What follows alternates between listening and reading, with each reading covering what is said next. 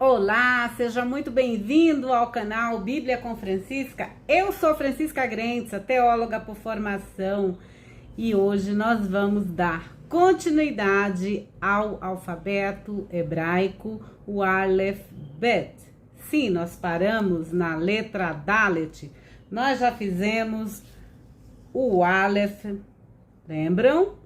Nós já fizemos o Bet. Nós já fizemos o Gimel, né? E o Dalet, que foi a última letra que nós aprendemos do alfabeto hebraico. E hoje nós vamos falar do quê? Do Re. Sim, do rei, ou Re. Nós vamos falar sobre o desenho do Re. Nós vamos falar sobre o significado do Re. E vamos falar também sobre a gematria. É isso mesmo, os números, a numerologia judaica, a numerologia hebraica. Ah, Francisca, o que significa isso? Então, cada letra tem um valor numérico, né? E o rei é o número 5. Para quem não está a par, nós estamos trabalhando, estamos aprendendo o alfabeto hebraico, o Aleph Bet.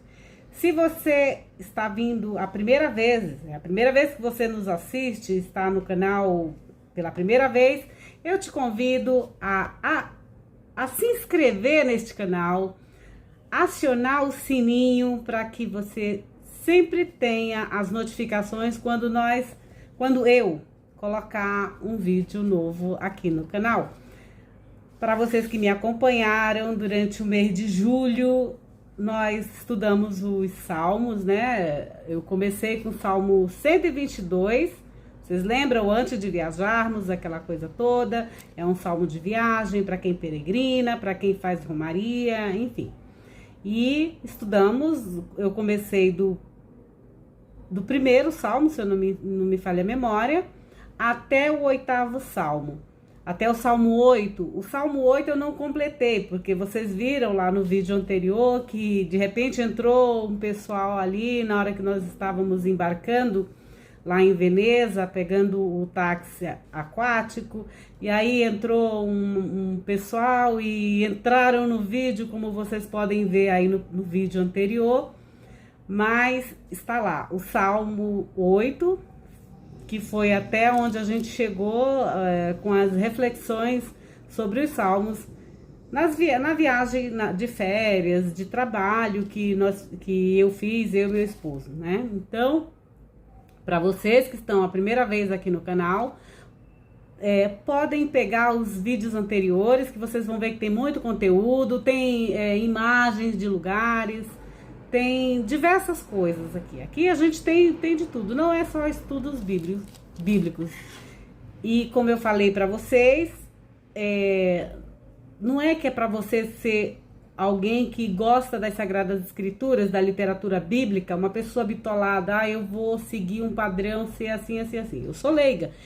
Eu não tenho cargo nenhum em igreja nenhuma, então eu sou livre para falar sobre os textos bíblicos sem nenhum, assim, como que eu posso te dizer, posso falar para vocês, sem nenhum padrão estético ou um padrão que, tem que andar, sabe, não, é como uma pessoa comum lê as Sagradas Escrituras e tem Deus dentro de si, dentro dela, vive em Deus, com Deus, por Deus, no seu dia a dia, nas suas reflexões, nos seus estudos, na sua família, quando você viaja, enfim, para você que gosta das Sagradas Escrituras, mas não está ligado a nenhuma hierarquia, ou até para você que está ligado sim também, mas não é aquele compromisso, como que eu posso dizer? Não é para você ler as Sagradas Escrituras ou esse aprendizado do alfabeto hebraico como uma pessoa, sabe? Não, aqui é tudo flexível, aqui é para você abrir a sua mente, os seus olhos para as coisas lindas de Deus, entendeu? Deus não é um Deus limitado. Se você olhar para o céu, existe uma grandeza.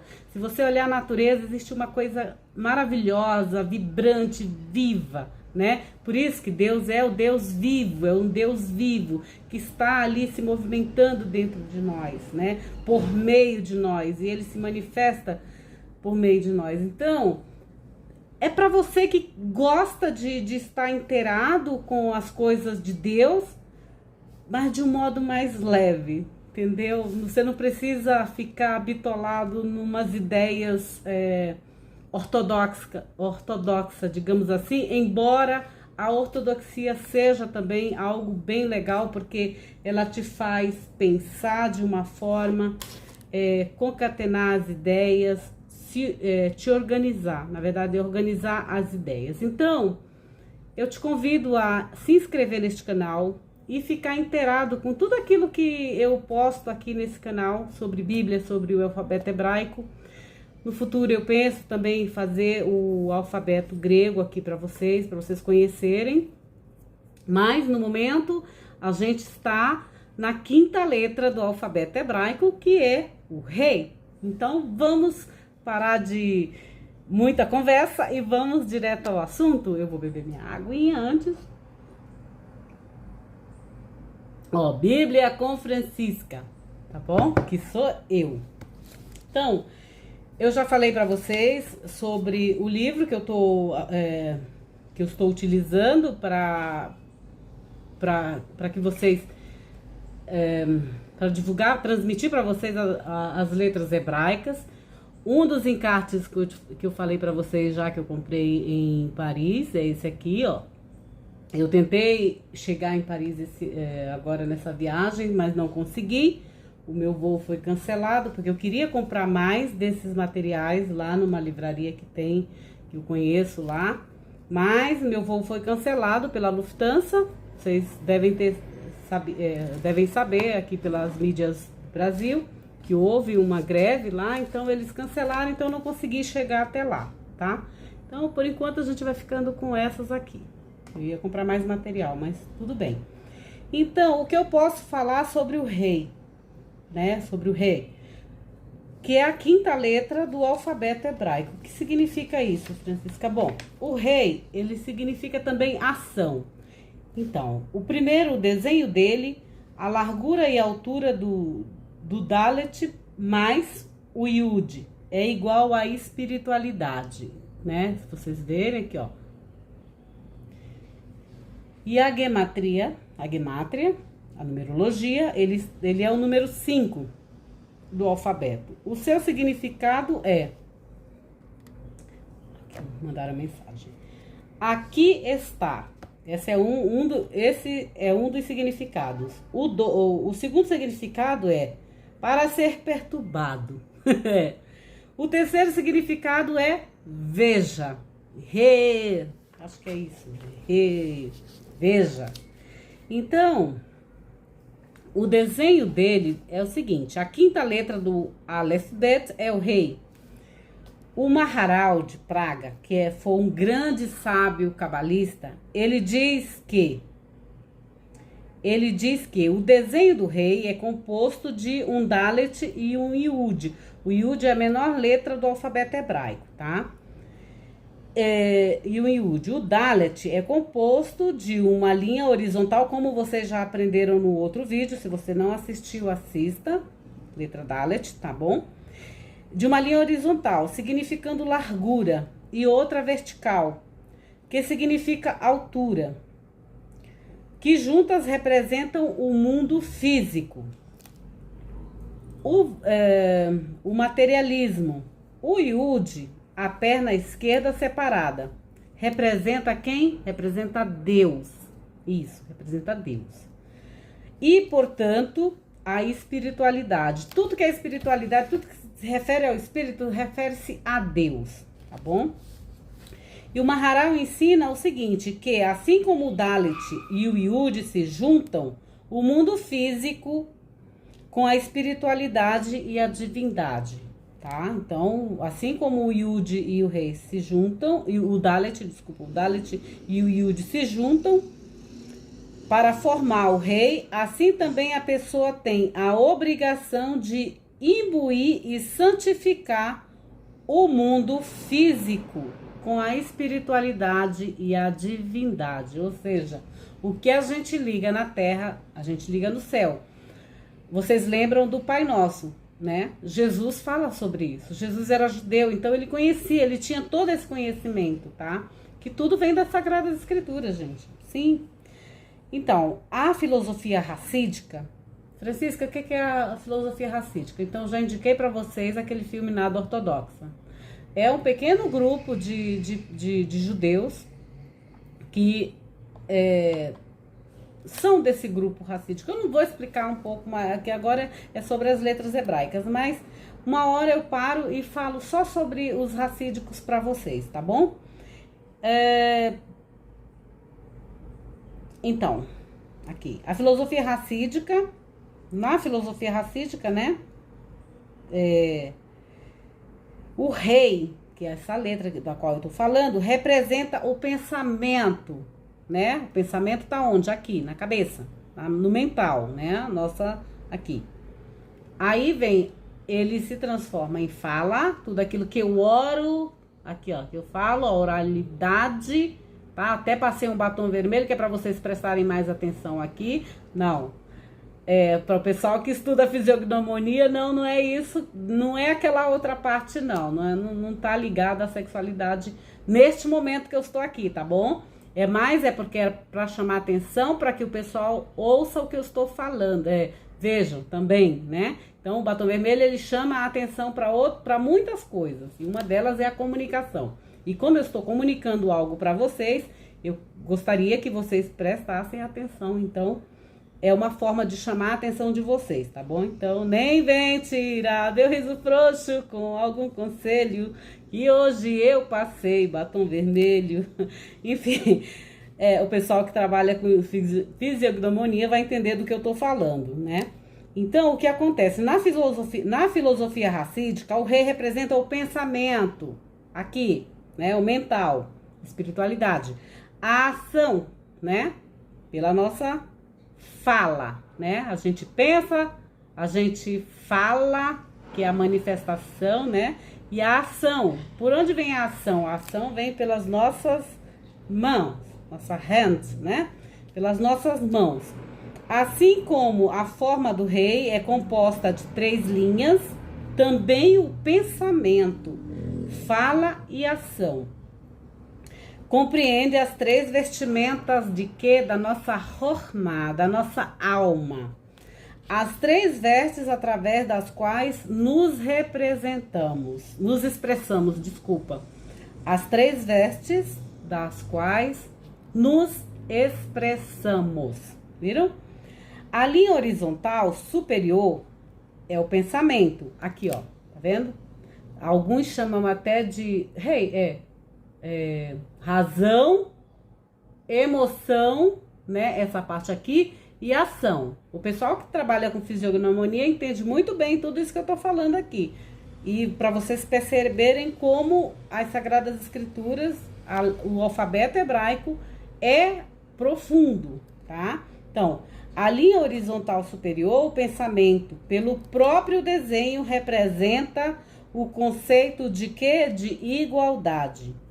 Para sentir realmente toda pessoa como um igual, deve-se reestruturar o próprio processo do pensamento. Talvez pareça, na superfície, que algumas pessoas são melhores e algumas piores que as outras.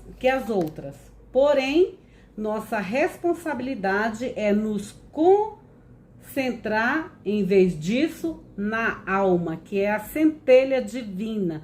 Quantas vezes você olha para uma pessoa e diz assim, nossa, eu acho que... Você cria vários preconceitos, diversos preconceitos. E de verdade, isso não importa muito, né? Mas, assim, pela fisionomia, pela fisiognomonia, pelo não sei o que, mancha aqui, ruga aqui, não sei o que, o batom vermelho, a roupa vermelha, não sei o que, não sei o que. Você faz, o nosso cérebro cria nosso subconsciente, né, cria uma imagem, né, e vários conceitos e preconceitos. Porém, a sabedoria racídica diz que não é para a gente olhar dessa maneira, mas olhar a alma da pessoa, que é a centelha divina dentro dela, né? Dentro de cada pessoa há uma centelha divina, onde esse Deus maravilhoso, ele quer se expressar, ele quer falar, ele quer passear, ele quer viajar, ele quer aprender, ele quer chorar, ele quer amar, ele quer fazer por meio do nosso corpo, por meio de cada ser humano, Deus quer se expressar, entende? Nesse mundo da matéria. Então, olha só, aqui diz assim, porém, nossa responsabilidade é nos concentrar, em vez disso, em vez de na aparência, mas sim na alma, que é a centelha divina dentro de cada pessoa, né? Isso é o Tânia que fala sobre isso, tá bom? Como nossas almas emanam da mesma fonte, que é Deus, fomos todos iguais em sua essência, conforme Gênesis, né? Quando mergulhamos por baixo da personalidade e exterioridade de uma pessoa, vamos direto ao âmago, sentimos que somos todos um. Gente, isso é muito importante, porque não tem essa de um sofre mais, outro sofre menos, não tem. Você pode morar na Rússia, na Ucrânia, você pode morar na Alemanha, no Amazonas, que é Brasil, né? Você pode estar na Argentina, sofrimento, amor, solidariedade, empatia, isso tudo o ser humano sente, gente, tá? Então, nesse sentido é que somos um, tá? A linha vertical direita do rei, que é a letra, né? Da letra rei, aqui, ó, vou mostrar de novo aqui pra vocês. Cadê? Onde eu estou? Me perdi. Tá. A letra vertical a linha vertical direita do rei representa a hierarquia, que é a fala. Um rei decreta com suas palavras, ou seja, o rei decreta com suas palavras. Por isso a gente tem que ter muita atenção com o que a gente fala, porque cada palavra que a gente fala é um decreto. Eu comento muito aqui em casa com meus meninos, com meu esposo, sabe? Essa coisa, presta atenção no que você está pensando, presta atenção no que você está falando. Eu mesma, às vezes, tenho que me policiar com certas palavras, entendeu? Então, e quando eu tô falando aqui com vocês, às vezes sai uma palavra assim, mas é porque eu tô falando sobre estudo. Não é que eu esteja profetizando algo para assim de ruim ou de, enfim, não. Eu estou falando sobre os estudos, tá bom? Então, não levem então a sério certas palavras que tem aqui. Então, diz aqui: a linha vertical direita do rei representa a hierarquia, que é a fala. Um rei decreta com suas palavras. Vocês lembram lá do livro de Esther, né? Tudo isso aí. Ele está habilitado a sentar-se em seu palácio e emitir um decreto, que então se torna lei. As pessoas não precisam vê-lo. Ele não tem de apertar a mão delas. Tudo que precisa fazer é falar, e este é o seu poder. Então, a gente tem que ter muita atenção com o que a gente está falando aqui na nossa mente, entendeu? Tem uma outra coisa muito prática. Por exemplo, quando você viaja para algum lugar, você fica sob a tutela daquele lugar e daquele representante que está lá. Por exemplo, eu viajei agora para vários lugares. Teve momentos que eu estava sobre o poder do dirigente da Áustria. Teve outros momentos que eu estava sobre o dirigente, sobre as leis da Alemanha. Teve outros momentos que eu estava sobre as leis, sobre os decretos dos reis, que são os governantes, os governadores da Itália, né? E agora, quando eu cheguei no Brasil, uma das coisas que eu ouvi a aeromoça falando foi que, por exemplo, uma pessoa pedir vinho ou bebida alcoólica, menor de idade não pode. Mas ela tinha esse poder pelas leis brasileiras de pedir a identificação da pessoa, caso ela fosse necessário, né? para poder consumir a bebida alcoólica. Caso ela tinha essa autoridade porque nós estávamos, a companhia aérea estava sobre o poder das leis brasileiras. Então, o poder da fala, ou seja, ela podia falar, ela podia pedir uma identificação se a pessoa era menor de idade ou não, tá? Então, isso aqui, ó, tudo que precisa fazer é falar. Este é o seu poder, o poder da fala, o poder da palavra, né?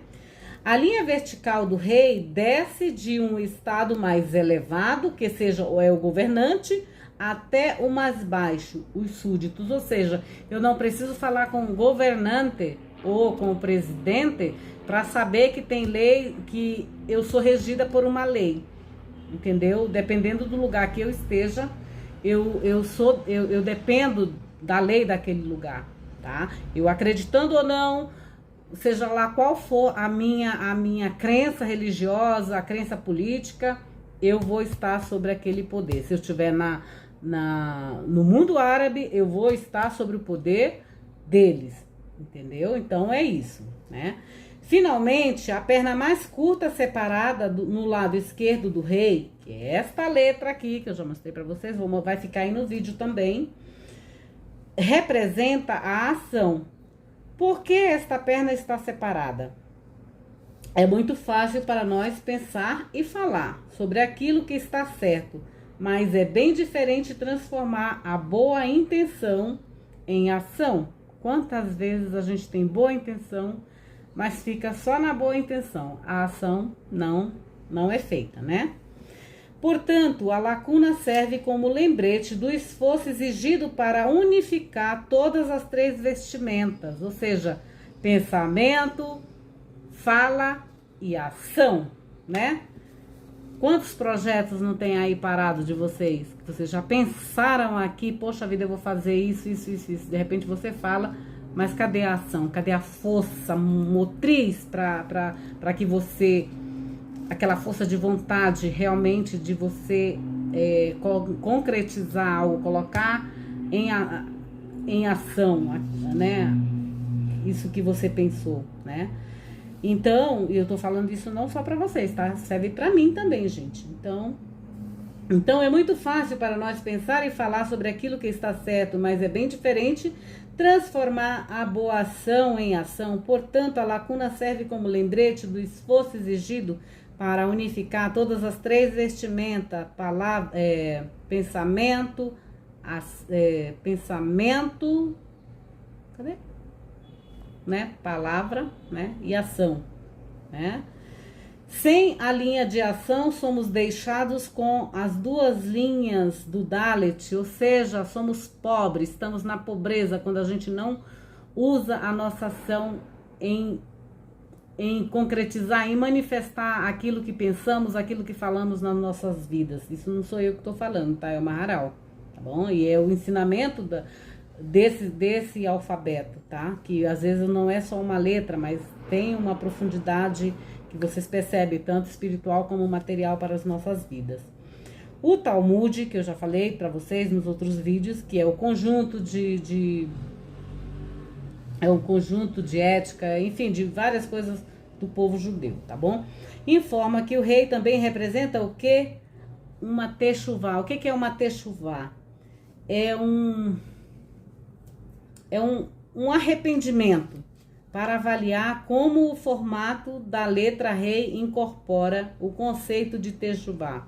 Compare o rei com o het, a oitava letra do Aleph Bet. Ambas as formas são muito semelhantes, cada qual é formada por 3 linhas.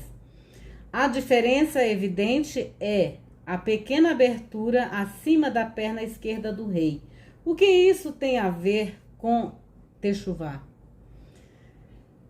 Deus declara a Caim, depois de ele ter matado seu irmão Abel, pecado, shatat ou hatat, jaz à tua porta. Ou seja, o pecado jaz à tua porta. Por quê? Porque ele cometeu um assassinato, né?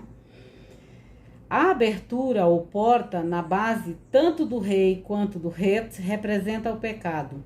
Com o het Não pode haver escapatória da porta do pecado sem transgressão, sem sair pela base do reto.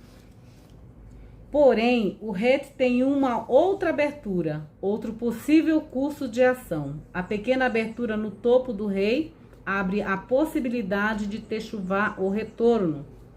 A diferença entre o reto e o rei também pode ser ilustrada comparando-se ao hamet. O que é hamet? Fermento. Ou a matzá, que é aquele pão que a gente come no Pessah, né? A matzá. Compare a escrita das duas palavras, hametz, e a escrita com o het. Men, tzadik, matzá, é escrita com men, tzadik e rei. A diferença entre hametz e matzá é a letra het versus o rei. Hametz, fermento, representa ser inflado, o ego, né? A matzá é plana, né? Se vocês verem, a matzá, ela tem quase como uma, assim, ó, uma folha, né? Matzá é aquele pão sem fermento que os judeus comem na Páscoa e os católicos usam a hóstia, tá? Então, aqui diz assim, ó, a matzá é plana, representando o quê? A subserviência, o altruísmo e humildade. Se uma pessoa é humilde, vai se arrepender, fazer techuvá, ou seja, ela vai fazer, né, o que é certo perante Deus. Porém, se for egoísta, jamais retornará a Deus. Qual é a sua atitude? Qual é a atitude de uma pessoa que não é humilde? Ela diz assim, mas para que eu vou precisar de Deus? Para que eu preciso de Deus? Entendeu? Ela tem o ego inflado, ela é autossuficiente, né? Então, ela diz, para que eu vou querer Deus? Para que, né? Para que eu preciso de Deus? Estou indo muito bem por mim mesmo, né? Nos meus negócios, enfim. Olhe, portanto, o sucesso que eu obtive. Ou, se deseja escapar ileso do mau comportamento, poderia dizer, o que eu desejo de mim? Sou apenas humano. Se Deus me quisesse perfeito, teria me feito desta maneira. Deus me deu um yetzer hará, uma má inclinação. Ou seja, eu sou mal, Deus me fez assim, eu vou ficar assim, né? Ele a criou para que eu pudesse pecar, né? Quem nunca, né? Então, por que eu deveria fazer techuvá? Né? O egoísta não tem motivo para se arrepender. Está preso a seus caminhos e não pode admitir as suas próprias falhas. O egoísta está inflado com o seu het do hametz. Ou seja, ele está inchado com o fermento, né, que Jesus lá chamava que era o fermento dos fariseus, mas aí tem uma outra história aí atrás em relação aos fariseus, tá bom, gente? Então, ó, o hametz é o fermento, então não fique inchado de fermento, não seja egóico, não esteja com seu ego acima de qualquer, sabe, acima de tudo, acima de todos, enfim, né? O ego espiritual, o ego material, né? Então, você tá inchado de fermento, né? O rei, por outro lado, é como o matzá, né? Plana e altruísta.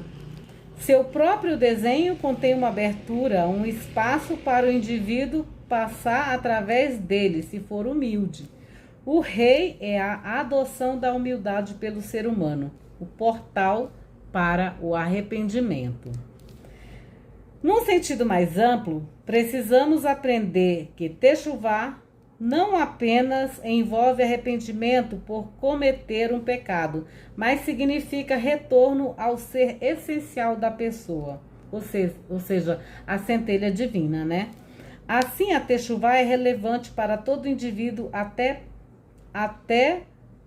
para a rara pessoa que nunca pecou. O Zohar, que é aquele livro dos cabalistas, ele nos diz o seguinte, que quando o Mashiach vier, o Messias ou o ungido vier, ele fará até mesmo que os justos se arrependam. toda pessoa entenderá que não importa qual o nível, ele sempre pode melhorar. Ele pode constantemente se aproximar cada vez mais de Deus. Pode conseguir isso aperfeiçoando o seu pensamento, fala e ação.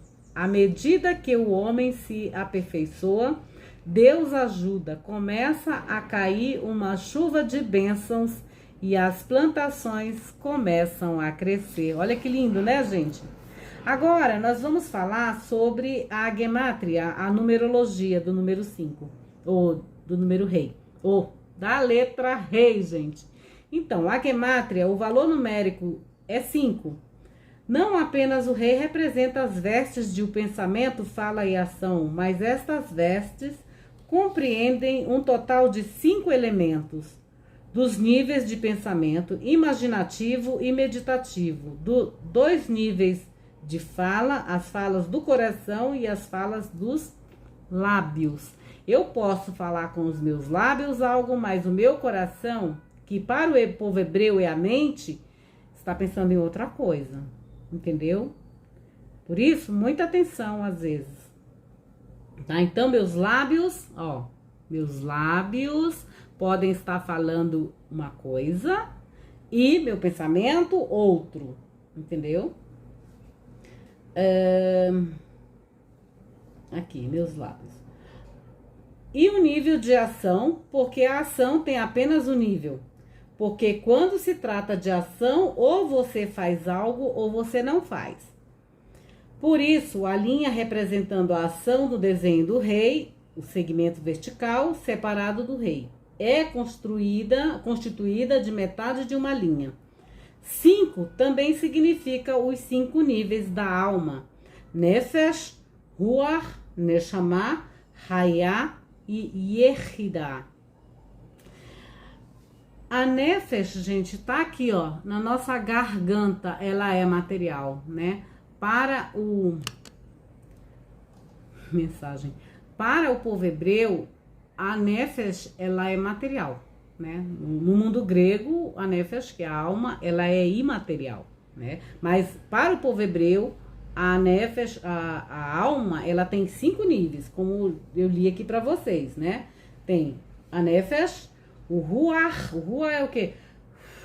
O sopro divino, né? Deus nos dá aquele sopro, conforme lá em Gênesis, né? E nos tira, quando a gente morre, ele vem, a gente recebe o beijo do nosso amado, que é Deus, e ele tira esse ar da gente, esse Ruach, porque é dele, né? Nós respiramos porque é Deus quem nos dá esse Ruach, tá bom? Aqui, a Neshama, que é a nossa alma mais elevada, e a Hayah e a Yehidah. A quinta camada, Yehidah, significa o quê? União. As pessoas normalmente se referem a este nível da alma como o Pinteliet, né? A centelha divina, isso, a centelha divina que todo judeu ou toda pessoa possui. O Pinteliet é a centelha que jamais pode se contaminar ou extinguir. A centelha que une todo ser humano com Deus, tá? Essa centelha não se corrompe, porque é Deus, entendeu? O Pinteliet é também a força propulsora por trás da Messirut Nefesh, autossacrifício.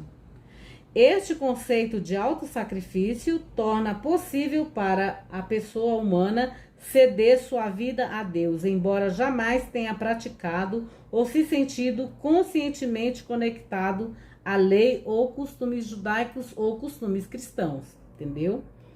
Independente da sua crença, essa lei, ela existe, você acreditando ou não, ela está presente na sua vida e na minha, tá? Então, por exemplo, um ser humano que violou, digamos assim, alguma lei de Deus, por exemplo, um judeu que violou o Shabat, que é o dia do descanso, né? Ou comeu algo que não é kasher, que é próprio para o alimento, por exemplo, o judeu não pode comer carne de porco. Eu não gosto muito de carne de porco, tá? Então, já é coisa minha mesmo, eu não gosto. mas que jamais teve uma mezuzá, sim, outra coisa, que jamais teve uma mezuzá na porta, né? Ou dado 1 centavo para a caridade. A mezuzá, se você não viu, não, ainda não postei. Tem um vídeo que eu fiz lá em Veneza sobre as mezuzás. Eu até comprei uma, mas ficou, a Tana me devolveu minha mala, então ficou na mala, essas coisas todas. Extravio de bagagem, essas coisas. Então, eu comprei uma mezuzá, mas infelizmente eu não vou poder mostrar aqui, porque ficou lá, enfim. Foi, né? Então, mas no vídeo eu vou mostrar pra vocês sobre a mezuzá. Então, a mezuzá na porta, ou dado 1 centavo para a caridade. É também um ser humano, um judeu, que quando enfrenta um ultimato de seu Deus ou sua vida, está disposto a dar a vida por Deus. Esta revelação é surpreendente. Como é possível que um ser humano, um judeu ou um cristão, não observante, de repente esteja disposto a dar sua vida por Deus?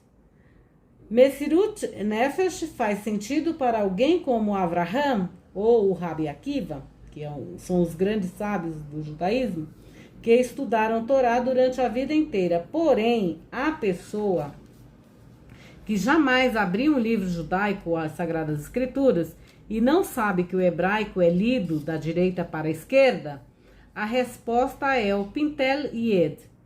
Uma conexão fundamental com Deus é intrínseca ao seu ser e jamais pode ser cortada. Ou seja, a pessoa pode não saber nada sobre as Sagradas Escrituras, não saber nada sobre ética cristã, mas ela cumpre as leis, sabe, humanas de Deus, de ser solidário com o próximo, de dar caridade, fazer caridade consigo e com o próximo, amar o próximo como a si mesmo,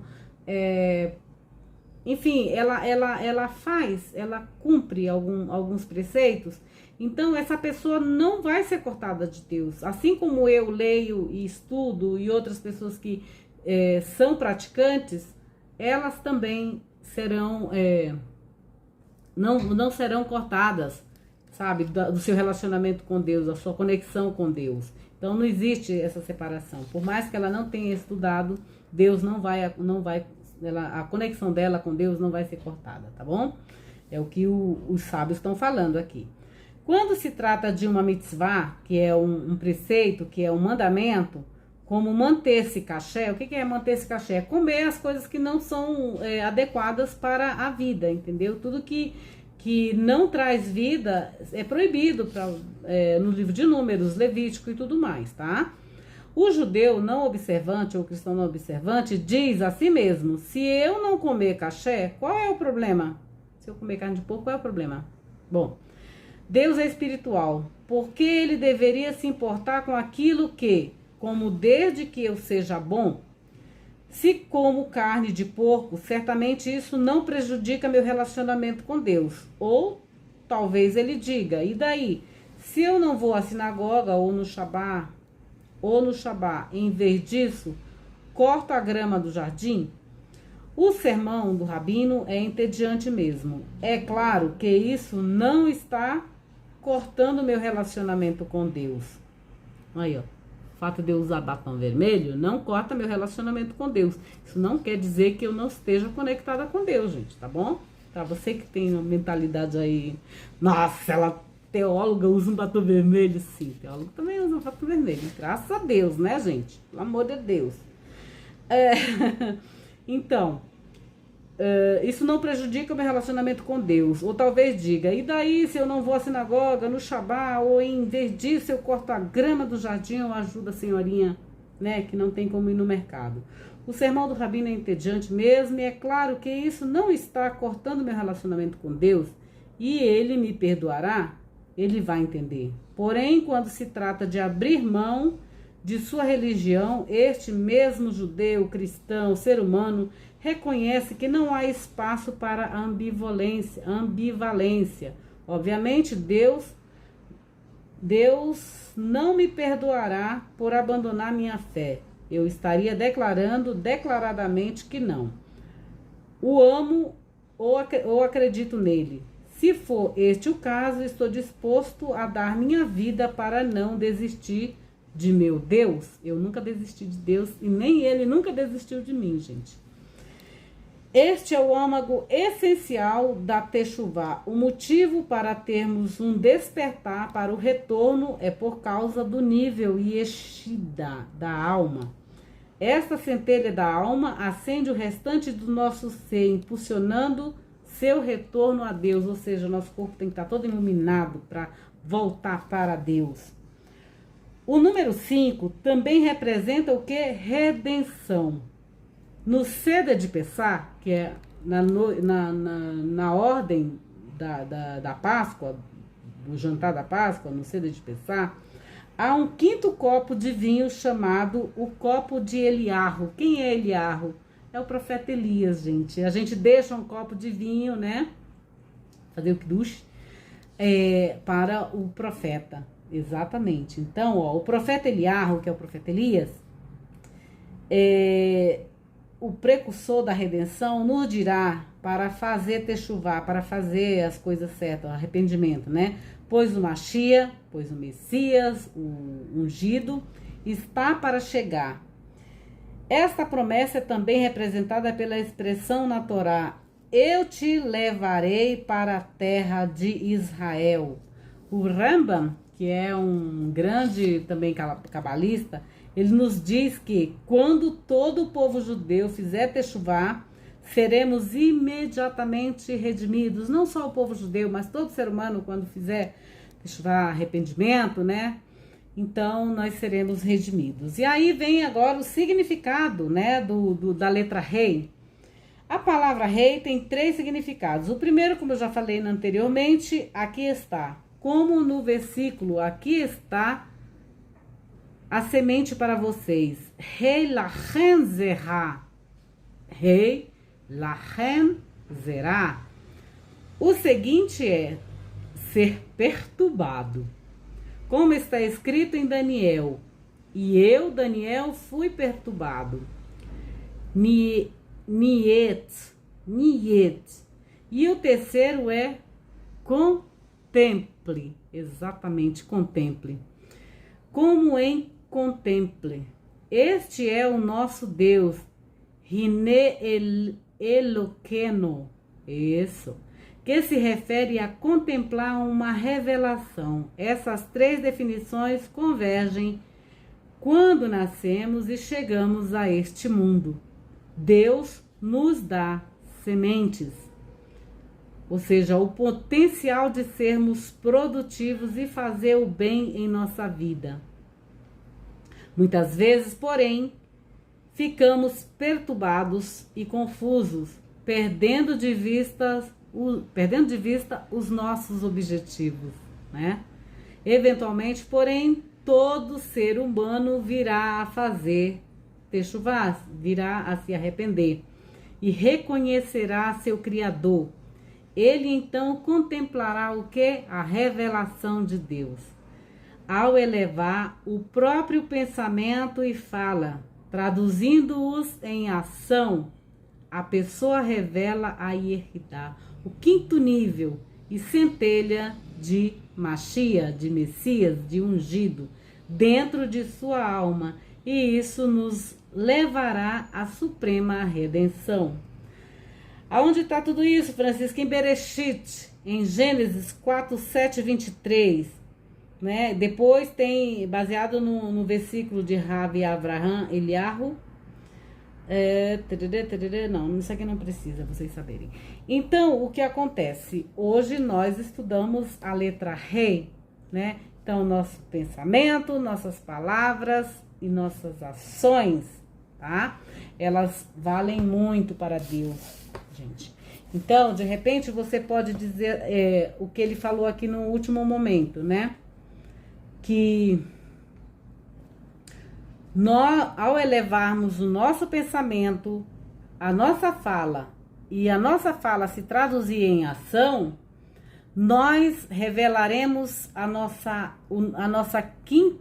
5º nível de alma, que é a nossa centelha divina, né? A centelha do ungido. Ou seja, eu desejo que todos vocês sejam uma centelha ungida de Deus aqui neste mundo, assim como eu imagino que eu deva ser, eu estou sendo neste momento, quando eu estou trazendo, transmitindo para vocês todo esse conhecimento da palavra de Deus. Então, eu me sinto, sim, uma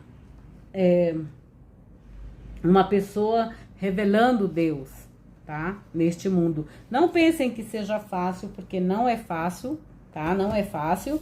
Existem muitas coisas que nos impedem, às vezes, de transmitirmos algo de Deus. O mundo sempre nos leva a olharmos o lado negativo da vida, das coisas, das situações, enfim, das perdas, de tudo.